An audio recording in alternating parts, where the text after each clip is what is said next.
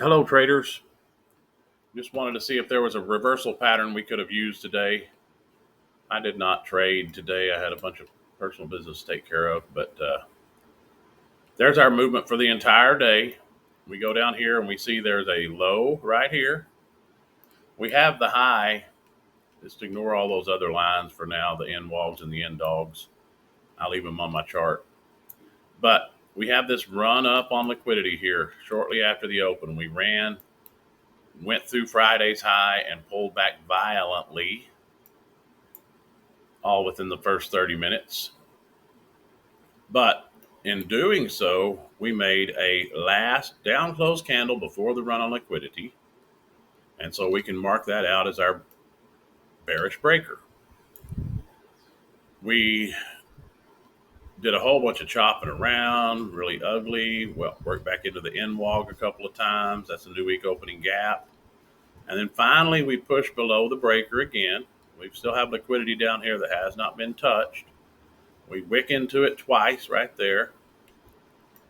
And then we fall out of bed. We come down here. Now, we did not revisit this, but we also didn't push through with a fair value gap. So I wouldn't have wanted to take that entry anyway. But if you highlight this fair value gap right here, when we finally did form one, you can see candle bodies respected it well. We only wicked into it. So that's one good reversal signal. Not clean, not pretty, but it is possible to take that entry there if you were feeling froggy. It's kind of a scary entry for me because I'm thinking end dog is where we'd be trading down to. But if you saw that one, congratulations. To me, the big one, the one that we really wanted to see and really could catch is when we stopped going down for the day. Our low of the day is this green wick right here. That's an exhaustion wick. It's long and pokes down below everything else. That's an exhaustion wick followed by a higher low. So this will be our run on liquidity. We mark the breaker. That is immediately prior to our run on liquidity, the last up close since we're moving down. And we didn't go immediately. We went above it, back through it, made a higher low. That's what we want to see, a higher low. And then when we pushed through with a fair value gap. We came back down to it, actually into the fair value gap there. Candle bodies respected it 100%. So we're good to go long there. If you have the end dogs and end wogs on your chart, you could have aimed for this one, center, or you could have aimed for the whole enchilada. It would have been one heck of a trade. One micro, if you got in, let's say the midpoint of that candle, all the way to the new week opening gap, center, let's say, one micro would have paid you $460 on one micro. That's pretty good.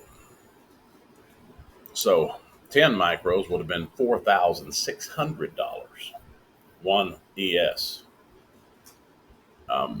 What if you did 10 and you took off a few there, a few there, a few there, a few there, a few there, and just left some on to run? I mean, this would have been one heck of a trading day for you. But what we have to start doing, and this is something for your little PowerPoint, screenshot this. That's what a good reversal pattern looks like. Okay, we got our breaker. We have a exhaustion wick. We make a higher low. We push through with a fair value gap. We come back to the breaker and we leave town. We want to see it leave town. Okay, we want to see it taking out highs and just keeping on going. It did consolidate a little bit right there, but that's a really nice market maker buy pattern right there. It has three consolidations though. Market maker buy is this way.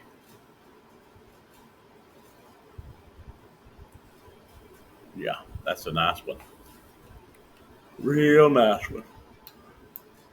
Okay. Remember to be kind to yourself. Be kind to one another. Love each and every one of you. If you have any questions, feel free to leave them in the comments. Until next time, trade well.